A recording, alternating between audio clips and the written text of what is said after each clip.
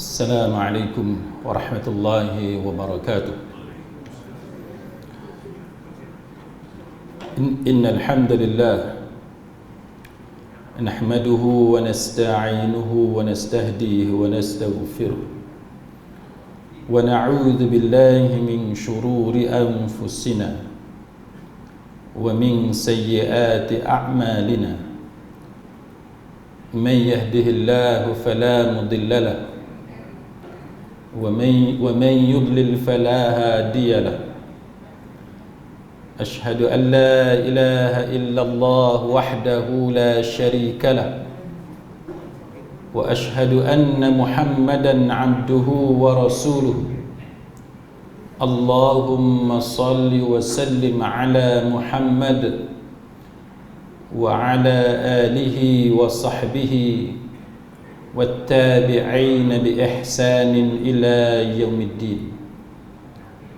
أما بعد، رب اشرح لي صدري ويسر لي أمري واحلل عقدة من لساني يفقه قولي. Saudara-saudari, sahabat-sahabiah, muslimin muslimat, mudah-mudahan kita semua pada malam ini sentiasa berada dalam rahmat Allah Subhanahu wa taala. Kita mendapat maghfirah, keampunan Allah Subhanahu wa taala, serta sentiasa dikurniakan taufik dan hidayah oleh Allah Subhanahu wa taala, insya-Allah. Tajuk kita pada malam ni ialah berkenaan dengan khurafat. Apakah yang dikatakan khurafat, isu-isu yang berkaitan dengan khurafat, dan kita akan meneliti punca berlakunya khurafat dan juga apakah solution ataupun penyelesaian yang dicadangkan oleh para ulama untuk kita benteras ataupun untuk kita hadapi amalan-amalan dan juga kepercayaan khurafat yang berlaku khususnya dalam masyarakat kita. Sidang hadirin mukminin, apabila kita sebut perkataan khurafat, kita orang Melayu, kita faham khurafat itu ialah benda karut, benda yang tidak ada kebenaran. Itu yang kita faham sebagai orang Melayu. Maka pada malam ni kita akan lihat apa yang dimaksudkan dengan khurafat apabila kita berbicara dari sudut agama. Tujuannya apa, tuan-tuan? Tujuannya supaya kita sendiri tidak terlibat dengan khurafat. Dan kalau kita tahu ada di kalangan kawan-kawan kita, rakan-rakan kita yang terlibat dengan amalan ataupun kepercayaan khurafat, maka sekurang-kurangnya kita ada sedikit pengetahuan dan kita boleh untuk memberi nasihat, teguran dan mengambil langkah pencegahan ataupun untuk melaksanakan amar ma'ruf nahi munkar dan seumpamanya. Itu tujuan kita belajar tentang khurafat. Tidaklah menjadi tujuan kita untuk mengutuk sesiapa, kan? Tidaklah tujuan kita belajar agama untuk memperendahkan sesiapa, menghina, memperlekehkan sesiapa pun.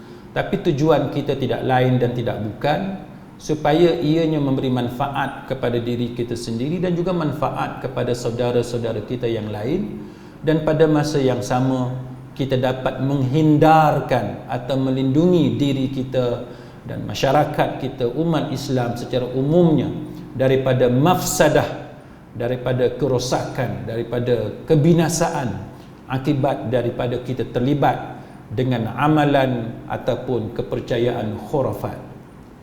Maka penting kita perbetulkan keadaan-keadaan yang berlaku dalam masyarakat kita, sama sebagaimana pentingnya kita ini melihat aspek-aspek lain dari sudut agama. Baik, apabila kita bercakap tentang khurafat, maka kita mulakan dengan satu riwayat daripada Aisyah radhiyallahu anha. Riwayat ini sebenarnya, tuan-tuan, diriwayatkan oleh Imam Ahmad, tetapi dinilai sebagai dhaif oleh sebahagian para ulama. Tetapi ianya diterima, ianya diterima oleh para ulama kerana ianya selari dengan apa yang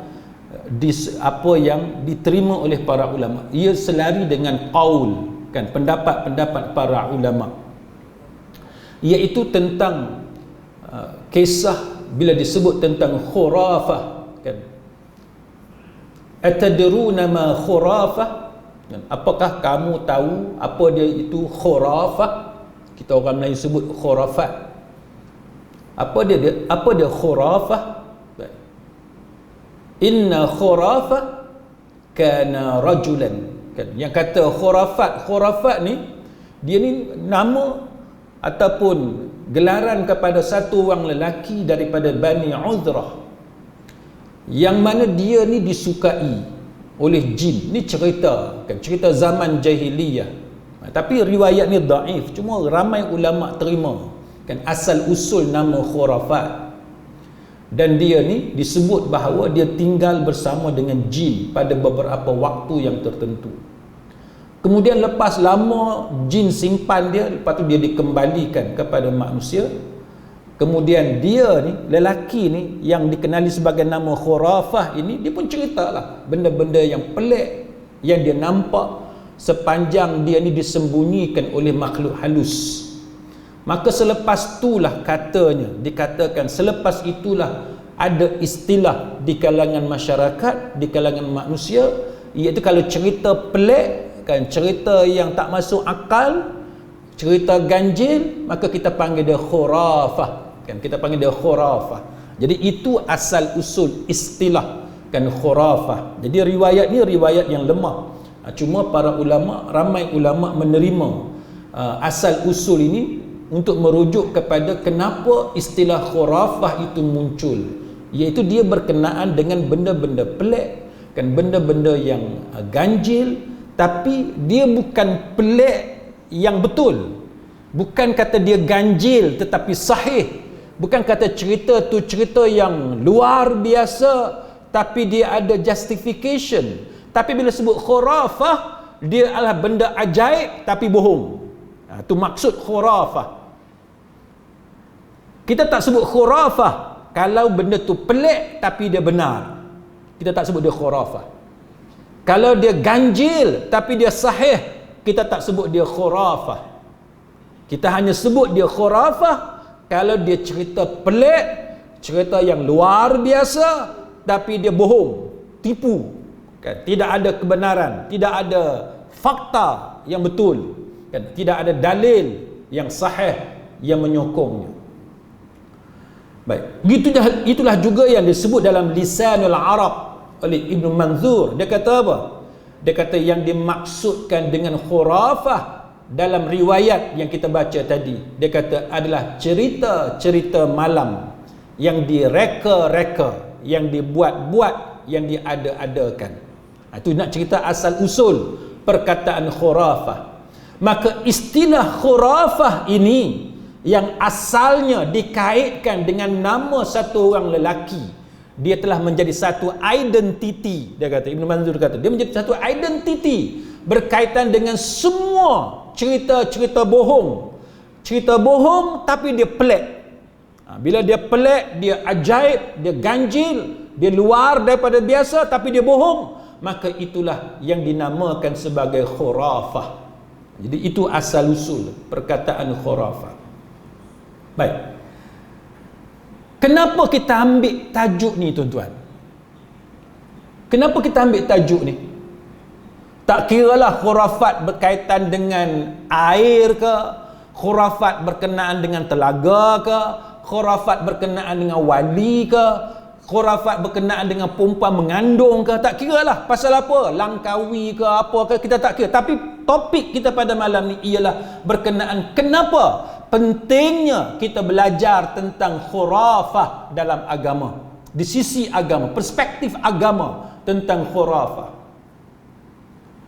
Jawapan dia, kerana ulama mengatakan bahawa bila sebut al-khurafah, dia mempunyai kaitan dengan akidah yang batil. Ini masalah dia. Dia bukan semata-mata bohong. Dia bukan semata-mata cerita yang dia ada-adakan.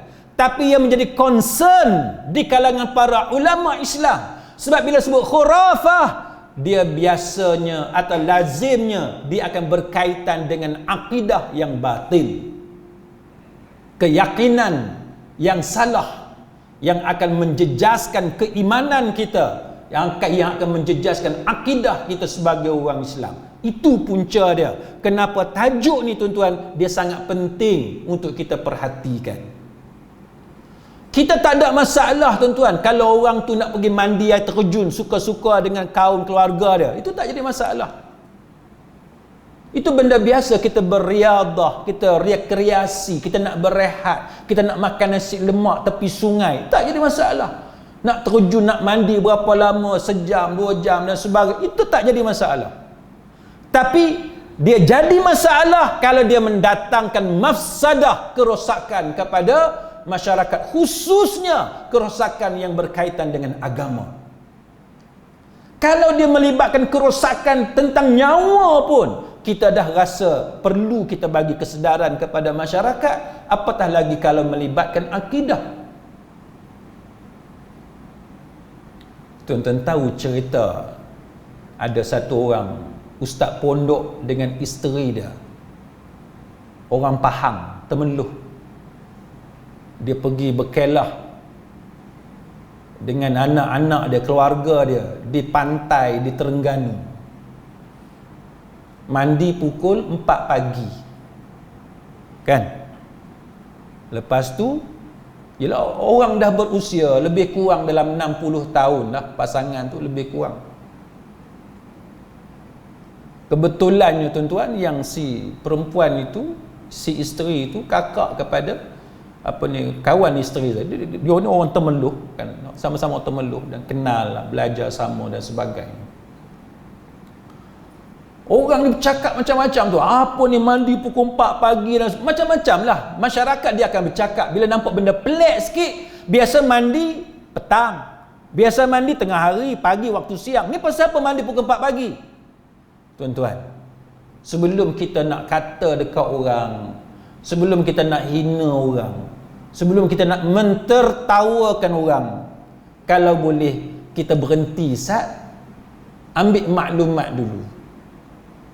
Sebab mengata orang ni senang, memang sedap pun. Tambah pula kita tambah dengan gula sikit, tambah garam sikit, sambal belacan sikit, nasi tambah, memang sedap lah mengata orang ni. Tapi sebelum kita nak kata, kita nak ketawakan orang dan sebab kita nak hina orang, sebelum tu ambil maklumat dulu tuan-tuan. Dia orang ni tuan-tuan, keluarga baik-baik, orang baik-baik, orang pondok, orang mengaji agama dan sebagainya. Habis tu pasal apa mandi pukul 4 pagi? Biasalah tuan-tuan, orang agama, orang yang jaga aurat kan, dia tak maulah mandi waktu siang, nanti bila basah orang nampak. Walaupun tua umur 60 tapi tak seronok kita mandi kan, orang nampak bentuk badan kita. Lepas tu jenis orang semayang. Orang semayang, dia kira lah nak mandi berapa lama, subuh pukul berapa. Kita tahulah subuh kalau di Terengganu, lebih kurang 5.40 lebih, macam tu lebih kurang. Jadi eloklah keluar pukul 4 pagi, orang pun tak ada lagi, mandi dalam sejam, pukul 5 berhenti, lepas tu balik celik, nak bilas ke nak mandi, lepas tu bolehlah semayang qiyam dan sebagainya, lepas tu sementara tunggu subuh. Cantik, elok dah. Tapi kita ni manusia tuan-tuan, kita manusia. Benda yang kita plan, benda yang kita rancang, cantik dah. Tapi mungkinlah sebab kita ni manusia, ilmu kita terhad. Pantai di Terengganu ni tuan-tuan, kebanyakannya tak berapa sesuai untuk mandi. Kalau orang yang tak biasalah. Saya belajar di Terengganu tuan-tuan, saya tahulah. Dan siapa yang pernah pergi Terengganu dia tahu. Kecuali kalau tuan-tuan pergi ke pantai Bukit Keluang, hak tu pantai dia landai. Yang tu pantai dia landai. Pantai Bukit Keluang dekat Besut. Hak lain tu banyaknya tak berapa sesuai, terutama bagi orang yang tak biasa.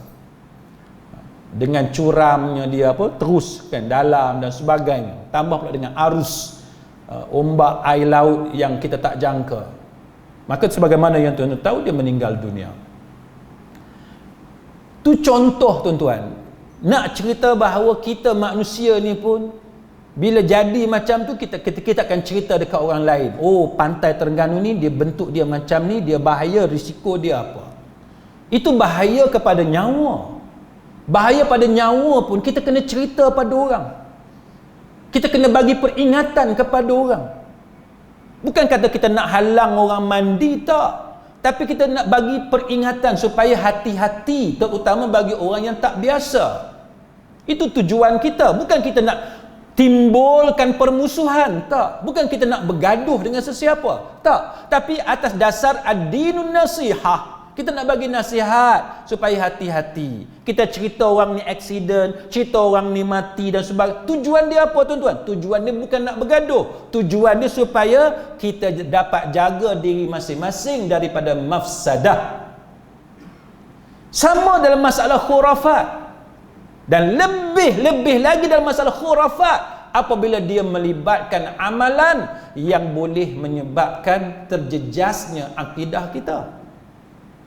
Semata-mata mandi tak jadi masalah, nak mandi air terjun, nak mandi sungai, nak mandi laut.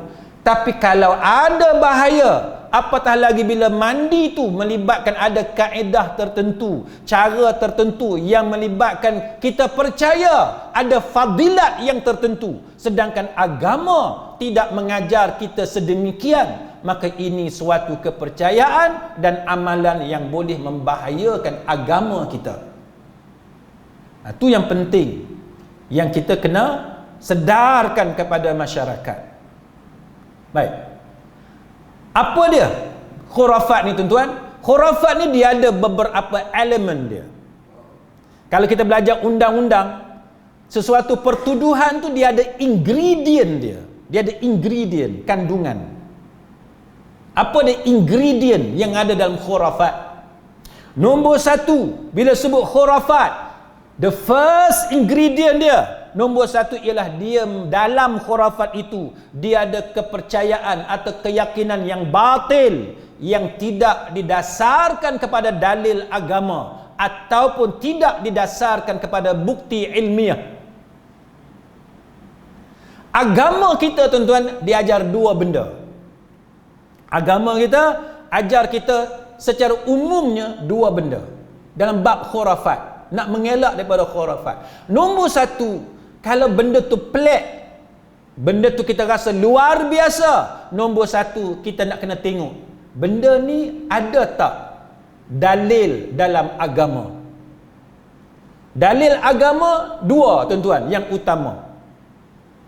The primary sources dalam agama kita dua. Yang pertamanya Quran, yang keduanya hadis. Ada tak benda ni? Kalau dalil agama tak ada, kita pergi ada satu lagi, kita panggil bukti saintifik. Scientific evidence. Kita nak kata benda ni buat macam ni, ada tak bukti saintifik? Itu yang agama ajar kepada kita. Pasal apa? Sebab Nabi kata antum a'lamu bi umuri dunyakum. Kamu lebih mengetahui tentang hal ehwal dunia kamu. Sebab tu tuan-tuan, saya syorkan kepada tuan-tuan, kalau bab agama kita mengaji benda yang sangat kuat berpegang kepada Quran dan hadis, cara kaedah yang kuat berpegang kepada Quran dan hadis, kita akan selamat. Kalau bab dunia, kita rujuk kepada pakar dia. Saya biasa tengok ada satu doktor pakar ONG, nama dia Dr. Imelda. Bagus. Kan? Dia cerita macam mana pantang larang orang Melayu hak karut yang tidak terbukti dari segi sains moden, sains perubatan. Tapi malah dia akan menganiayai, menzalimi ibu yang baru bersalin. Bagus tuan-tuan. Tuan-tuan nak pantang, hak ni tak boleh makan, yang ni kena makan, apa semua, ibu-ibu yang baru bersalin. Ibu yang baru bersalin dia masih lemah fizikal dia. Maka antara orang yang bagus untuk kita rujuk ialah sudah tentu doktor pakar dalam bidang ONG, pakar perbidanan dan sakit puan. Contohnya yang terkenal dalam media sosial, Dr. Imelda. Itu bagus. Bila kita bersalin, nak kena pantang ke tidak? Apa yang nak kena pantang? Apa nak kena makan? Dia ada bukti berdasarkan kepada sains perubatan. Antum a'lamu bi umuri dunyakum. Itu adalah arahan daripada Nabi sallallahu alaihi wasallam kepada kita dalam perkara-perkara keduniaan. Barulah kita takkan terlibat dengan benda-benda karut.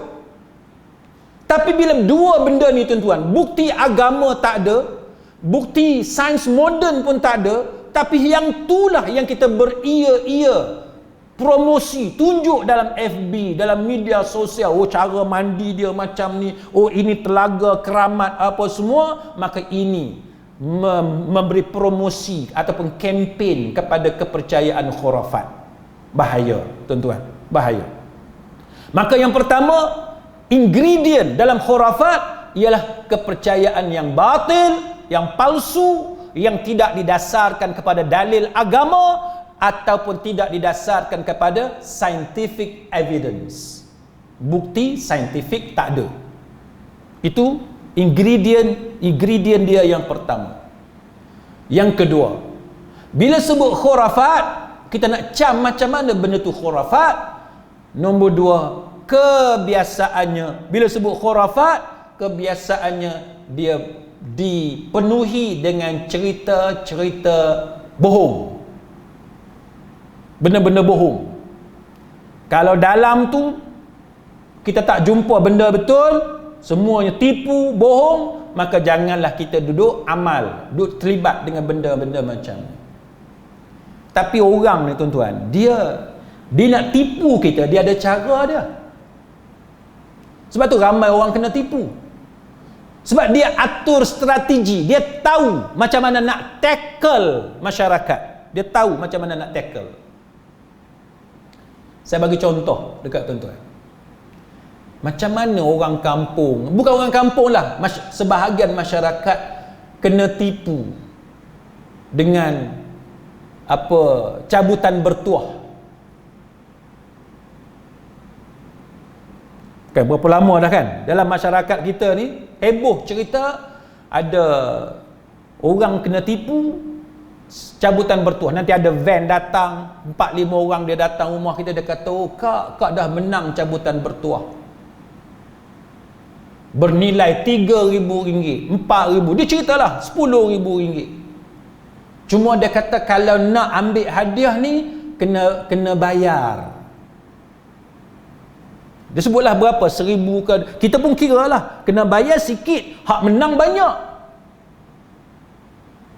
Lepas tu dia kata bila nak claim hadiah ni, cabutan bertuah ni, duit yang kita bayar tu kena tulis nombor siri duit. Tuan-tuan boleh bayang tak macam mana orang yang jadi mangsa penipuan ni, dia boleh tulis tu nombor siri duit tu. Bila dah kena tipu, bila diperdayakan tuan-tuan, akhirnya manusia akan sanggup buat benda yang paling bodoh dalam kehidupan dia. Pasal apa? Sebab orang ni bila dia nak tipu kita, dia dah atur strategi, dia tahu psikologi. Dia datang kepada kita, bagi tahu berita gembira. Oh, dia kata kakak bertuah, kakak untung. Dia kata hari ni kakak dapat hadiah. Dengan 3-4 orang bergembira, dia tunjuk depan kita macam mana kita patut gembira. Akhirnya kita kena tipu. Benda yang biasa orang tak buat. Kita beli barang tuan-tuan 3-4 ribu, 5 ribu, 6 ribu di kedai, tak pernah di kalangan kita tulis nombor siri duit. Ada? Siapa di kalangan kita dia perkelih ni? Bila nak beli barang tulis nombor siri duit. Ada? Tak ada. Bayar je. Asalkan duit tu duit yang betul, duit bukan duit palsu, kita bayar je. Kita tak tengok pun nombor siri duit. Tapi mangsa-mangsa penipuan tuan-tuan, bila dia datang macam-macam cara dia buat. Ada orang cerita kat saya, pukau lah apa macam-macam. Wallahu alam, kita tak berapa tahu sangat tentang modus operandi, cara dia laksanakan penipuan tersebut. Tapi yang pentingnya tuan-tuan sekalian, mereka ni tahu kan, bagaimana cara untuk memperdayakan masyarakat dalam perkara-perkara sedemikian. Yang ketiga, khurafat ni dia mesti ada benda pelik. Dia mesti ada benda-benda ajaib yang menyebabkan orang ni, bukan semua, tapi setengah orang dia akan rasa kagum. Dia akan rasa kagum. Hak cerita Gunung Jerai tu tuan-tuan sekalian, dia kata ada batu berbaris ikut saf. Kita pun rasa pelik. Batu pun boleh berbaris tu, dia ada macam line, dia tersusun tu macam saf semayang. Lepas tu pakat semayang lah, naik tu semayang. Kita semayang dengan kepercayaan bahawa di situ ada kelebihan tertentu. Pasal tu kita pergi kat situ. Bukan kita larang tuan-tuan semayang di gunung, bukan kita larang tuan-tuan semayang di jeram tepi sungai, tak. Semayanglah atas batu ke, atas padang rumput ke, atas pondok ke, semayanglah asalkan dia bersih. Tapi yang kita pertikaikan di sini ialah apabila kita pergi semayang di situ atas kepercayaan tertentu. Hak ni kita larang. Hak ni dia kata khurafat. Ini yang dikatakan berkaitan dengan khurafat. Semata-mata kita semayang atas batu sebab masuk waktu kita mandi jeram, mandi air terjun. Ada batu yang sesuai untuk kita semayang. Tak ada kepercayaan apa-apa. Tak ada siapa nak larang tuan-tuan. Yang tu tak ada siapa nak larang. Tuan-tuan main bola, masuk waktu tuan-tuan semayang atas rumput tanpa ada kepercayaan, keyakinan apa-apa. Yang tu kita tak larang. Tapi yang kita larang apabila tuan-tuan pergi ke destinasi itu dengan niat yang tertentu dan kepercayaan yang tertentu, tuan-tuan pergi sengaja semayang di situ sebab percaya fadilat kelebihan yang tertentu atau keistimewaan yang tertentu. Hak ni tuan-tuan sekalian kita panggil khurafat. Kena beza tu. Kena beza. Menteri Besar Kedah pun dah ada komen kan. Dia kata semata-mata mandi itu tak jadi masalah. Semata-mata mandi. Tapi kalau niat tu tak betul, maka itu khurafat. Tuan-tuan mandi telaga, masuk hutan mana jumpa telaga, mandi, tak apa. Tapi kalau sengaja nak mandi kat situ kerana percaya dia ada keistimewaan, dan keistimewaan itu tidak ada dalil agama dan tidak ada scientific evidence, maka itu yang kata khurafat. Kita bukan kata dalil agama sahaja, malah kita kata scientific evidence paling kurang. Ada tak? Tak ada. Kalau tak ada, tak boleh. Khurafat. Tuan-tuan ingat Langkawi, apa, Pulau Dayang Bunting kan? Sama. Tuan-tuan saja pergi mandi dekat tu, air dia tu tak jadi masalah. Bukan khurafat. Tapi kalau percaya siapa yang mandul, yang susah dapat anak, dengan mandi kat situ akan dapat anak. Quran pun tak cerita, tak ada hadis Nabi pun cerita, doktor pun tak sokong, ahli sains pun kata tak ada bukti saintifik kata kalau mandi tu air garam dia masuk dalam badan kita menyebabkan kita subur ke apa ke, tak ada. Maka itu kita panggil khurafat. Tapi kalau doktor kata kepada tuan-tuan makan buah ni, sayur ni menyebabkan tuan-tuan sihat apa semua, ada data yang menyokong bahawa bila tuan-tuan makan vitamin ni, vitamin A, vitamin B, B kompleks dan sebagainya, bagi kesihatan kepada tubuh dengan cara sebegini-begini, maka itu ada data, ada scientific evidence, dan itu bukan khurafat. Maka kita menceritakan perkara macam ni tuan-tuan supaya masyarakat kita tidak diperbodohkan. Yang keempat, ingredient yang ada dalam khurafat ini ialah cerita tu dia ditampalkan, dia ada kosmetik. Kosmetik dia ialah dia bagi nampak benda tu elok dan cantik. Maka dia akan ceritalah tuan-tuan, kalau bab agama dia akan ceritalah pasal wali, dia akan cerita pasal ulama, macam mana ulama ni mengislamkan raja dan sebagainya. Jadi kita orang Islam sudah tentu kita terpaut. Cerita pasal dakwah orang dulu-dulu, kita akan terpaut. Macam mana hebatnya para pendakwah zaman dahulu mengislamkan raja. Maka cerita itu tuan-tuan adalah aksesori, beautification, yang menyebabkan cerita yang bohong tadi jadi cantik, nampak elok. Dan kalau tuan-tuan tengok kisah asal usul adanya berhala dalam dunia ni tuan-tuan, dia bermula dengan cerita orang soleh, cerita orang baik-baik. Masyarakat hormat kepada orang soleh zaman Nabi Nuh alaihissalam. Daripada hormat, daripada sayang, daripada kagum kepada orang yang soleh, akhirnya dengan sifat taksub dan melampau itu, akhirnya hak kata sayang dekat orang soleh, hormat kepada orang yang soleh, rindu kepada orang yang soleh, akhirnya dia bertukar menjadi pemujaan berhala dan seumpamanya. Ini kita kena faham tuan-tuan sekalian, kenapa wujudnya cerita-cerita yang macam ni. Dia berpunca daripada cerita-cerita pelik dan bohong itu, dia ditampalkan dengan cerita-cerita yang menarik perhatian kita, yang kita suka kan, yang kita jadi rasa terharu, kita rasa kita perlu join kumpulan tersebut. Sidang hadirin mukminin, kalau kita tengok contoh timbalan Menteri Agama kita, dia sebut tentang faktor-faktor yang menyebabkan berlakunya ajaran sesat. Punca dia apa? Kenapa timbul benda-benda karut marut ni? Pasal apa? Ajaran sesat. Pasal apa? Antaranya dia sebut bahawa nombor satu kerana taksub dan fanatik kepada guru. Ini nombor satu. Sewaktu dia bentang benda ni di parlimen, dia letak nombor satu kerana taksub, sifat fanatik, melampau kepada guru. Apa yang guru kata semua terima. Hak bohong pun terima. Benda yang tak ada bukti pun terima. Ini nombor satu. Sebab tu kalau tuan-tuan tengok dalam masyarakat kita, bila anak murid dia dah fanatik kepada guru cerita benda yang tak logik pun dia boleh terima. Kita tak tahu macam mana Gunung Jerai ada kaitan dengan Nabi Adam, kita pun tak tahu. Tuan-tuan cari dalam kitab tafsir mana yang cerita pasal Nabi Adam dengan Gunung Jerai. Tak ada. Imam Tabari ke, Imam Ibn Kathir ke, kemudian ni Dr. Wahbah Zuhaili tafsir Al-Munir ke, yang contemporary pun tak ada.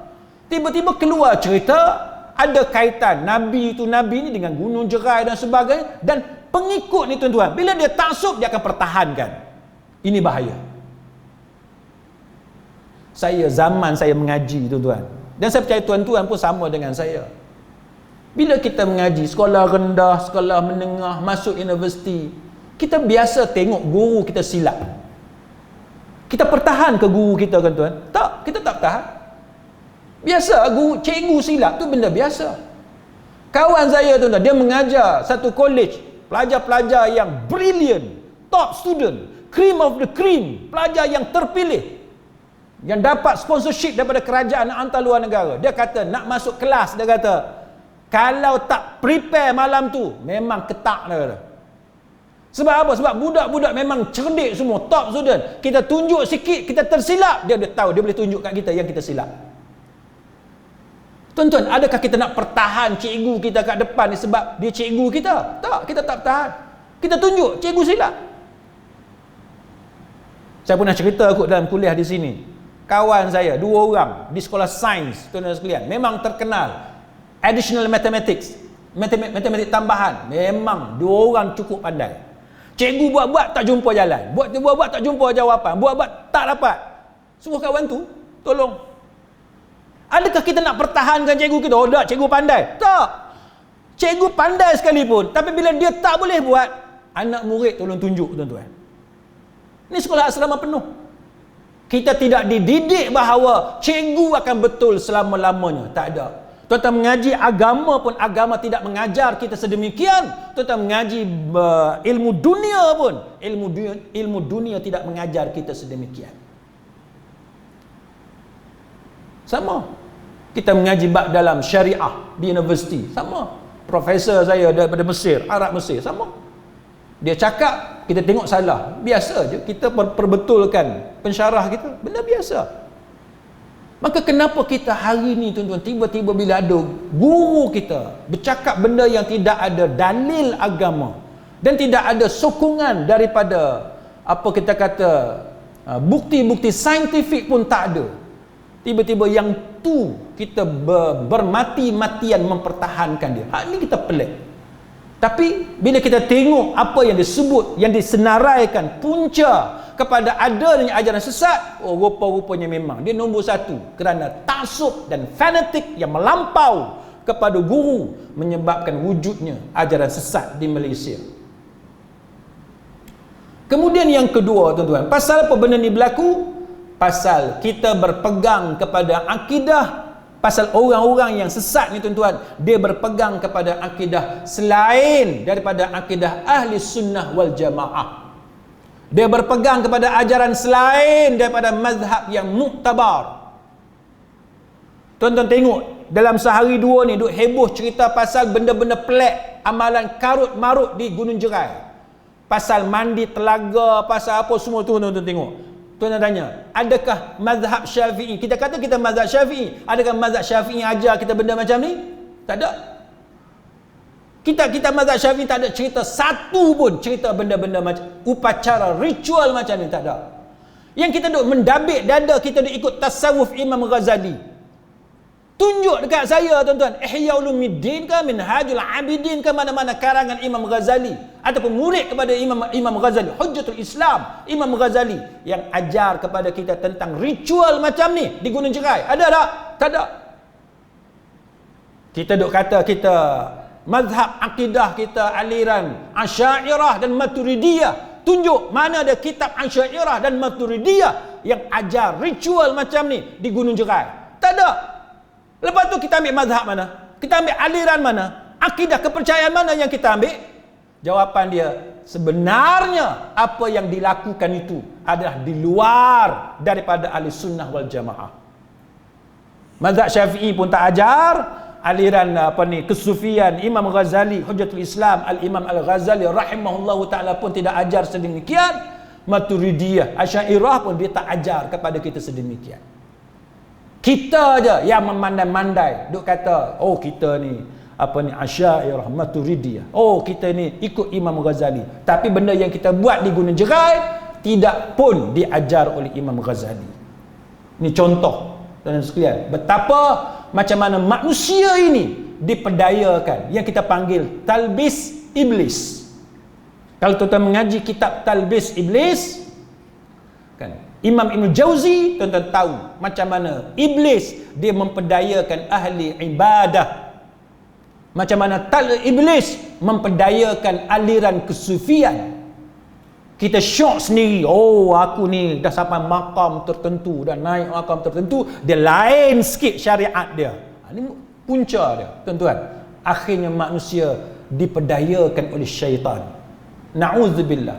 Kita bukan nak kawan-kawan kita diperdayakan oleh syaitan, tapi kita bicarakan tajuk ni tuan-tuan untuk menyelamatkan mereka. Jangan kerana taksub kepada puak menyebabkan kita biarkan ketaksuban itu, fanatik yang melampau itu akhirnya membawa kepada kesesatan. Na'udzubillah min dzalik.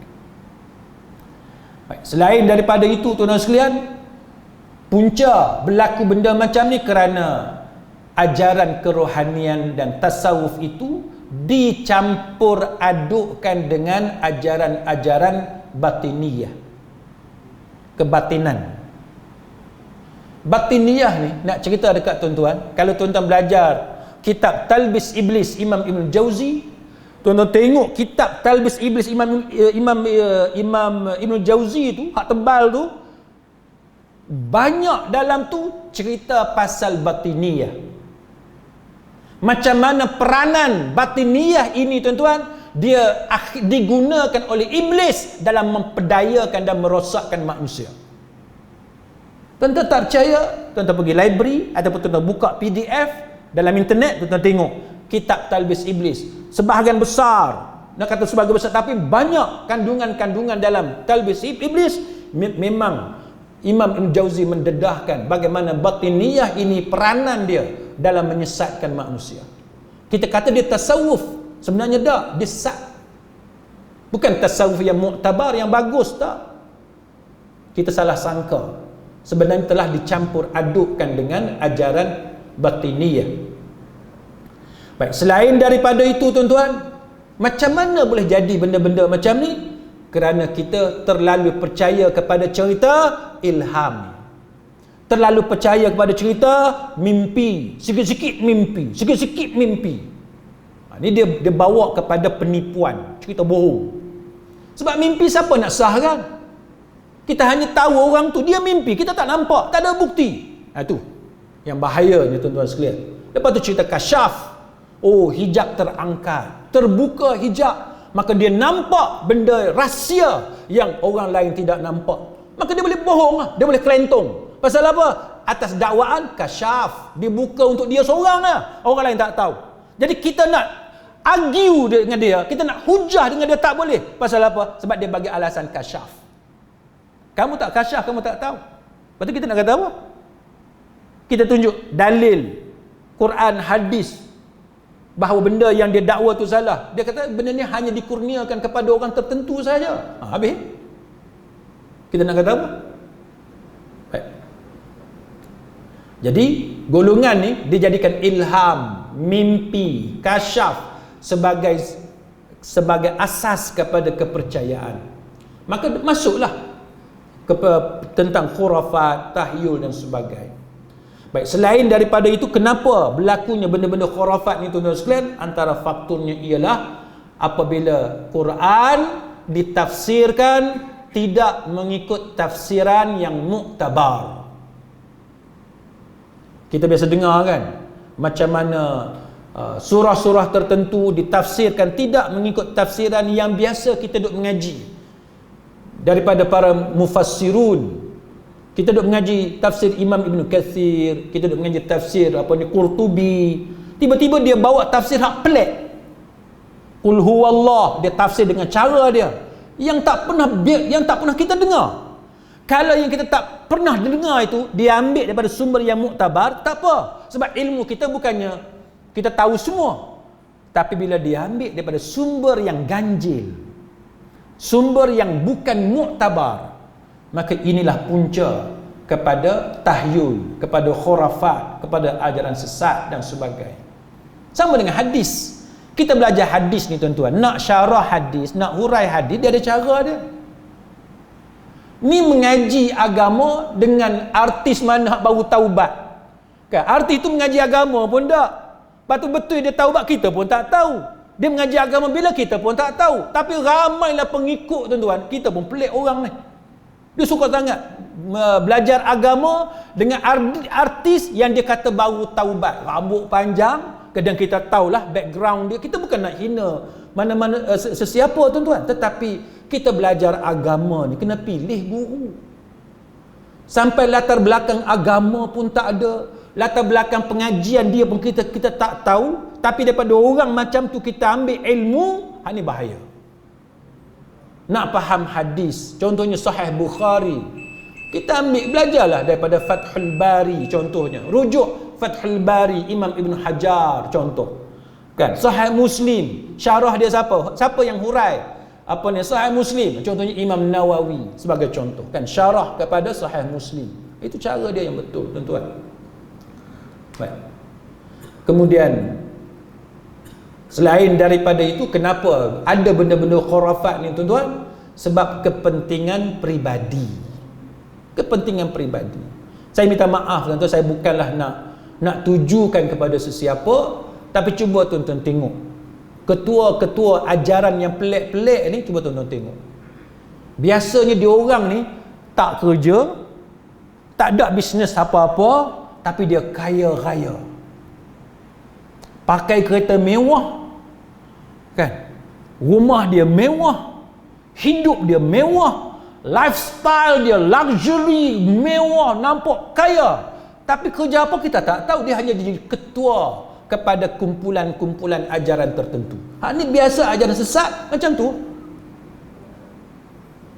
Dia sebarkan benda karut, benda yang tak logik, tapi diterima bulat-bulat oleh pengikut yang diperbodohkan. Kalau dia tu businessman, korporat, dia kaya, tu biasa, kita tahu. Memanglah orang tokoh korporat dia kaya. Orang profesional, ada kerja, kan, ada gaji dia yang besar, tu biasa. Tapi ni kerja tak ada, tapi hidup mewah, jam, Rolex, contohnya lah, bukan kata nak sebut Rolex sangat, tapi contoh. Maka ini perkara yang berlaku, tuan-tuan sekalian, untuk kepentingan peribadi dan hasil daripada taksub dan kebodohan pengikut, dan mereka taksub kepada kumpulan. Akhirnya mereka ini sanggup mempertahankan ketua-ketua mereka, walaupun ketua mereka menyebarkan perkara-perkara khurafat.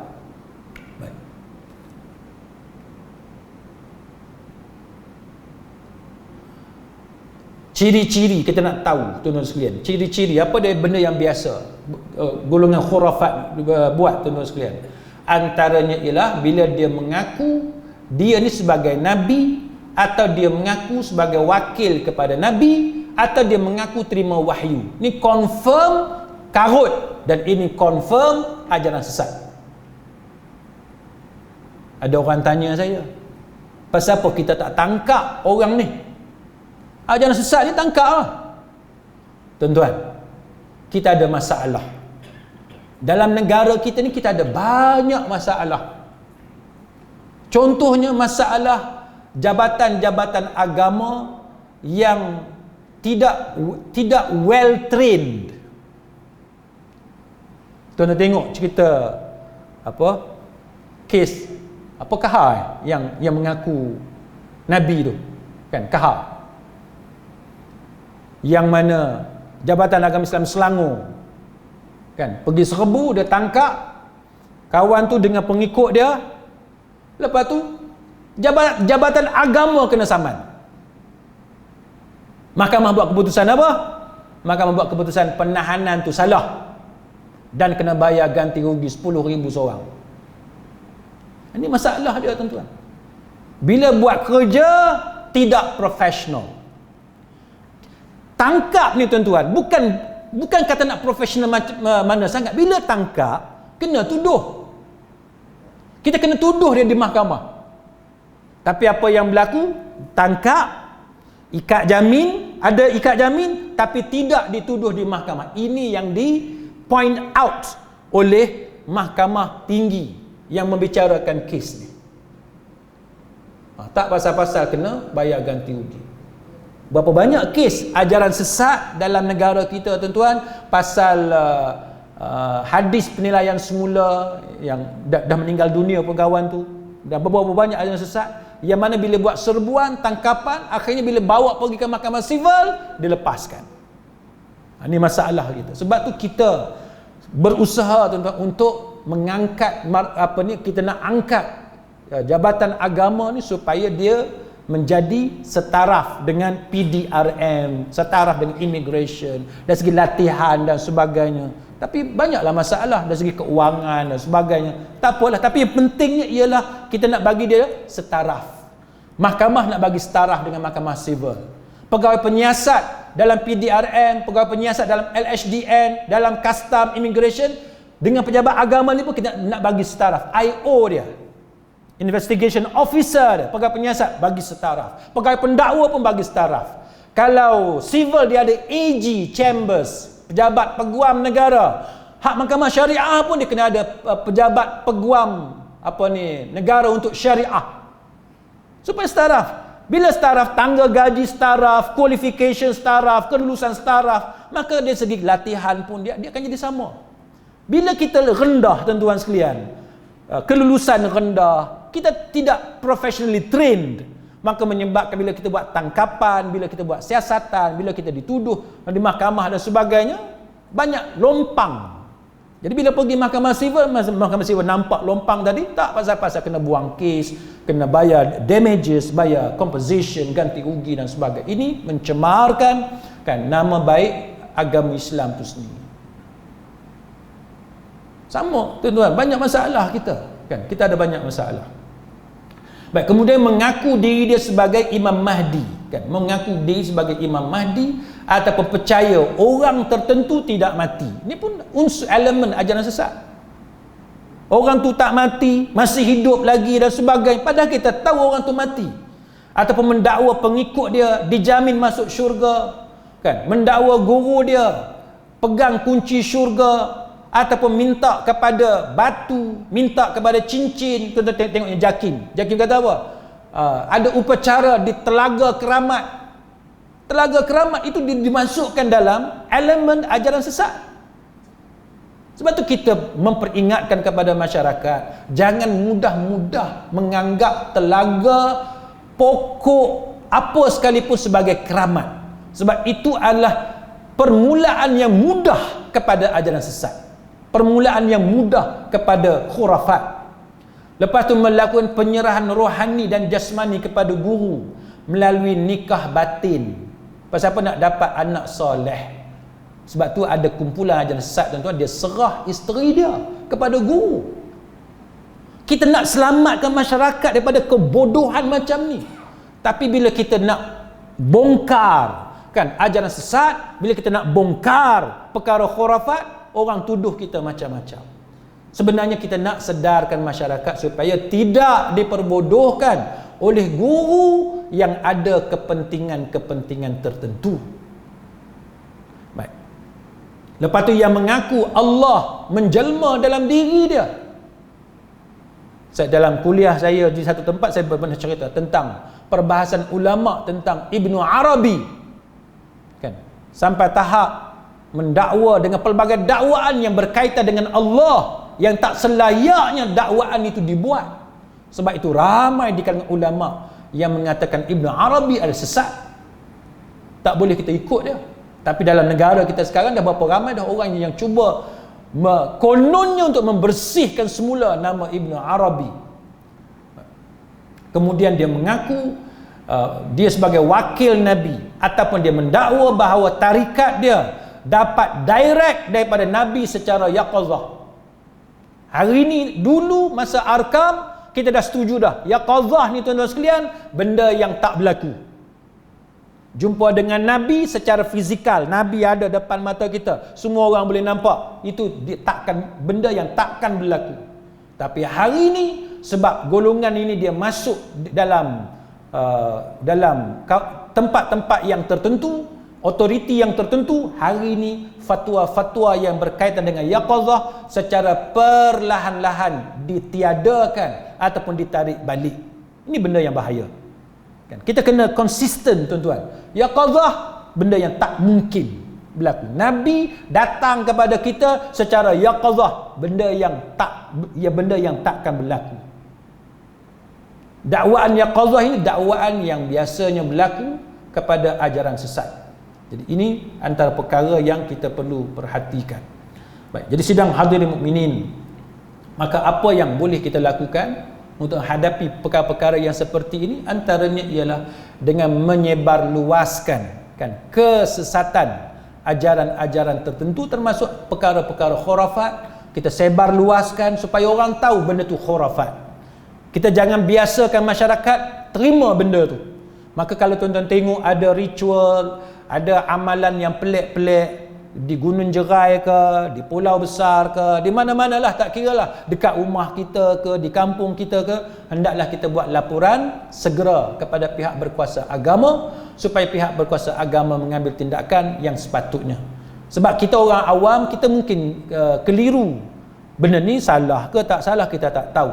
Maka hendaklah kita buat laporan supaya pihak berkuasa yang buat siasatan, supaya dapat ditentukan yang ni salah ke ataupun tidak salah, kan? Kalau tak salah, alhamdulillah, sekurang-kurangnya kita prihatin kepada benda-benda yang suspicious yang berlaku di sekeliling kita. Jangan kita ambil mudah dengan apa yang berlaku di sekeliling kita. Maka sebab itu, tuan-tuan, banyak negeri sekarang ni dah buat enactment yang mana nak pastikan bahawa semua amalan hendaklah berpandukan kepada Ahlus Sunnah wal Jamaah. Dan kalau mazhab, kita berpegang kepada mazhab yang muktabar. Setengah negeri dia sebut mazhab Syafi'i, kemudian 3 mazhab yang lain. Kalau di Perlis ni dia tak sebut secara spesifik mazhab Syafi'i, asalkan ia adalah mazhab yang muktabar, kan, qaul yang muktabar sesuai dengan Quran dan hadis, maka itulah yang menjadi pegangan kepada kita semua. Jadi sidang hadirin mukminin, mudah-mudahan apa yang kita bicarakan pada malam ini sedikit sebanyak dapat memberi manfaat kepada kita supaya kita dapat dilindungi, supaya kita terlindung daripada kemurkaan Allah Ta'ala di atas perbuatan-perbuatan kerana terlibat dengan ajaran sesat ataupun amalan kepercayaan khurafat dan sebagainya. Apa yang kita harapkan supaya Allah Subhanahu wa Ta'ala sentiasa memimpin kita, mengurniakan taufik dan hidayah kepada kita semua dan menyelamatkan kita di dunia dan juga di hari akhirat insya-Allah. Wallahu a'lam. Aqulu qawli hadza wa astaghfirullahal azim li wa lakum. Wassalamu alaikum warahmatullahi wabarakatuh. Subhanakallahumma wa bihamdika asyhadu an la ilaha illa anta astaghfiruka wa atubu ilaik.